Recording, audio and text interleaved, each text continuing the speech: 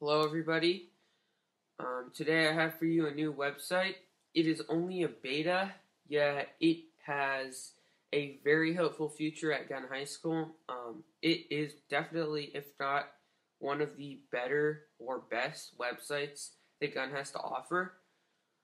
As I said, it's a beta, but it's got a lot of potential, and I definitely think there's um, a reason to create an account and a reason to explore this website.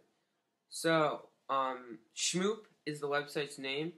It was made by a bunch of Stanford students, and I definitely think that the whole aspect of college, high school, that type of thing is really reflected well here, and their experiences and their tips they can offer you, you can find at this website.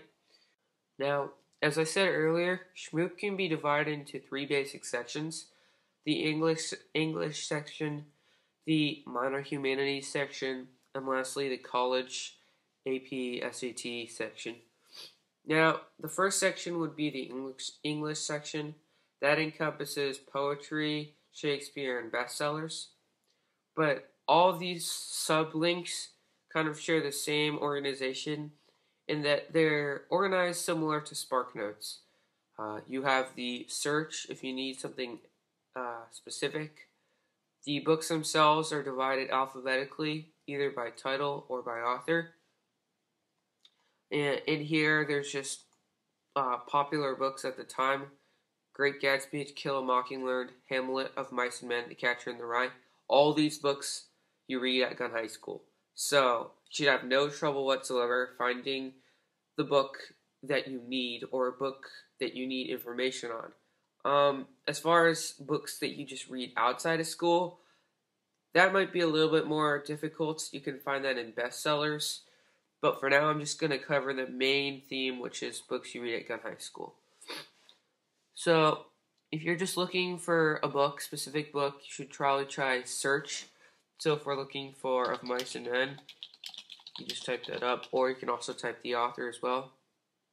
So basically, right here, it has an intro. The intro basically just gives you information on when the book was written, who it was written by. The summary covers what it's about. And I find that Schmoop does a particularly good job on themes in analysis. So I would look into themes and analysis a lot, especially for anything for a log to an essay. This has a lot of good information. And it also has quotes as well, which help a lot. You can see here that this would be the quotes link. And lastly, the last major section which I would cover would be questions, just in case there's any questions that you didn't cover in class. But this is usually the questions just are basic questions that you probably understand.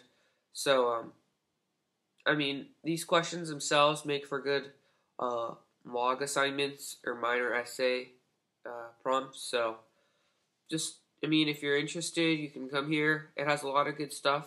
Now, secondly, I'll be focusing on the U.S. history and minor humanities area. This part of the website is a little less organized. It doesn't have a centering point. It's kind of goes in different directions. However, for the sake of Gun's high school students, I'll be covering economics and history. We do not cover civics, biography at Gun High School. Pre-algebra I will leave out because I believe that the majority of students have completed pre-algebra. And lastly, music. I'm not going to offer a review or a tutorial on music because I don't know anything personally about music. I don't know very much. So I don't think my opinion would be very useful. So as far as U.S. history and economics go, they're pretty good. They basically just offer a lot of what other historical websites have to offer. One good thing that Schmoop does better than other historical websites is it has a lot more interesting ways of encompassing a historical period.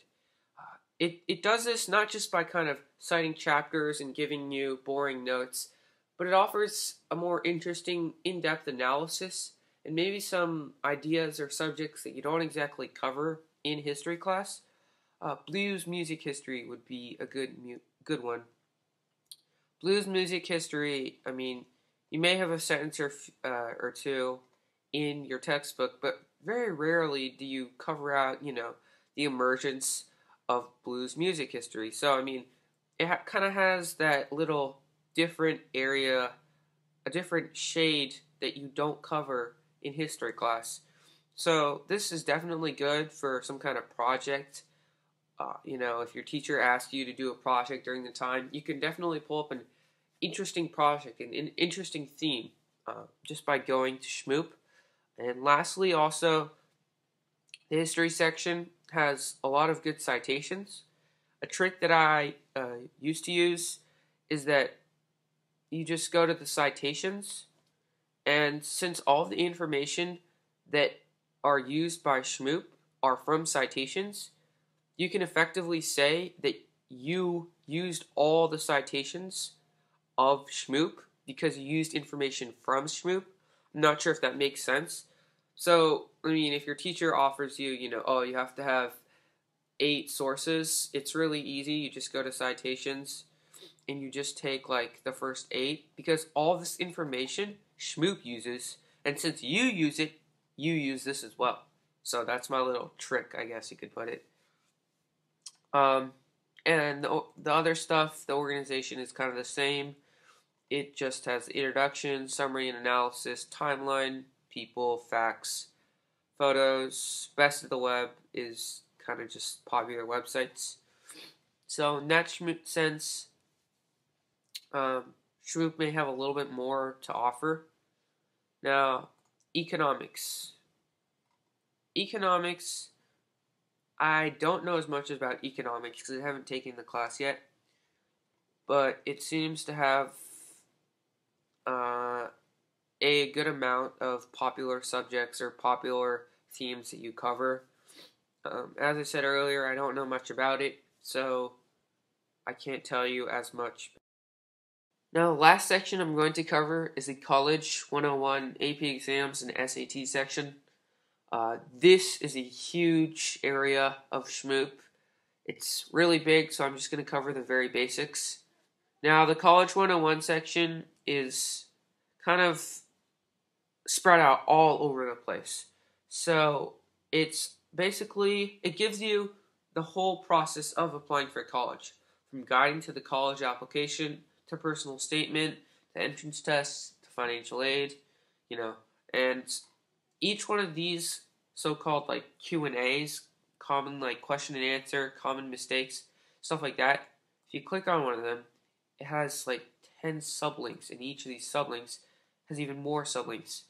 So what I'm going to do is, for the sake of time, I'm just going to cover the very ideas, because if you can imagine that each one of these has almost 10, that's like 100 right there, because there's more than 10, there's at least like 20 of these little areas. Now, if you can imagine this little area divided into even more areas, I mean, it's just mind-boggling. So, but one thing that small, basically organizing into even smaller areas of interest, that's really useful because it's kind of like a YouTube video. You click on one video, and then after that, once the video is over, you have like the next commonly viewed videos or recommended videos.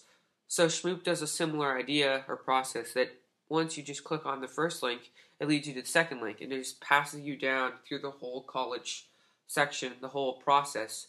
So by the end, you get all the information you kind of need on this one area of interest. Now, besides this, there's also other things like guide to college application, personal statement, college admissions. These are all just the same. For some reason, they just put these up here. So you can click on this or you can click on this. Now, the second area is AP exams. As of now, you can see here that we at Gun High School have already signed up for the $12.99 first 6-month license. So we have access to all of these AP exam prep review type of things. Now, I am just going to explore one, AP US History, but you can see here they have AP Calculus, BC, and AB, English Language, which is AP English. I'm not really sure the difference between these two. AP Microeconomics, which is economics. US Government, we don't offer that as far as AP, so I will just click on AP US Government. Basically, like the history section that we discovered earlier, or I showed you earlier, you just click on any one of these areas, and it gives you big issues, things to know, drills, related topics. So basically, a giant chunk of information. Besides this, there's also practice exams, which are just practicing for the actual exams.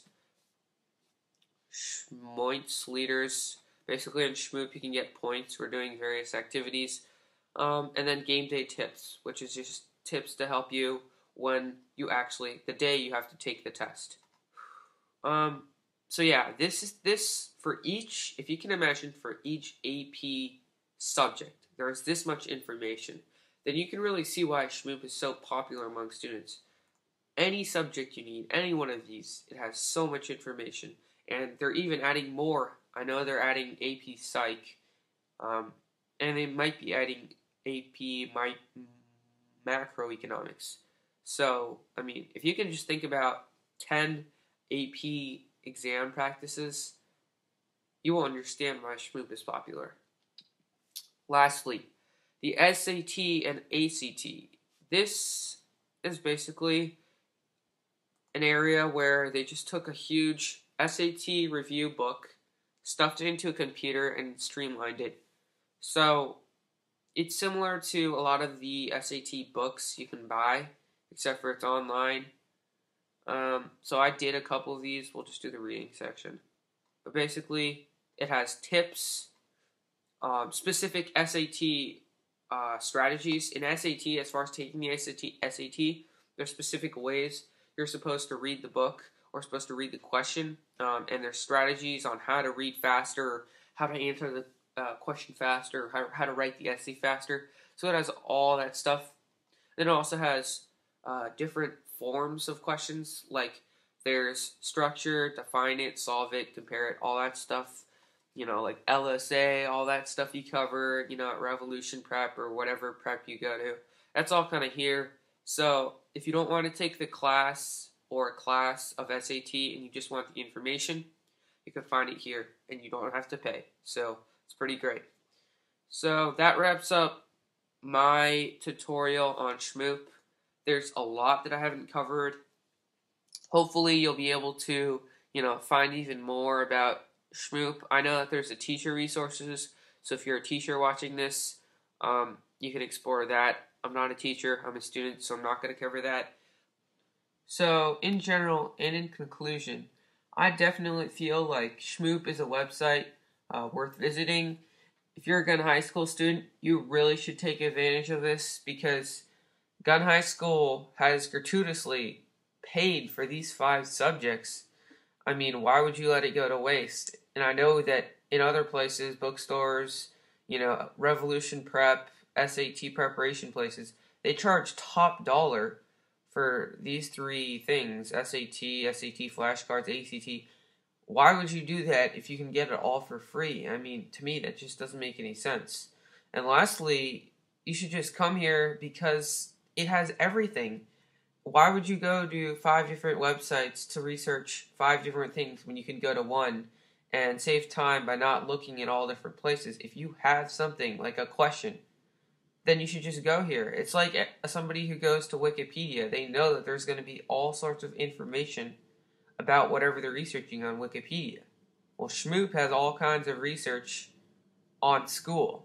So why would you go to 5 different websites when you could just go to one? Thank you for watching, and this is my video on Schmoop.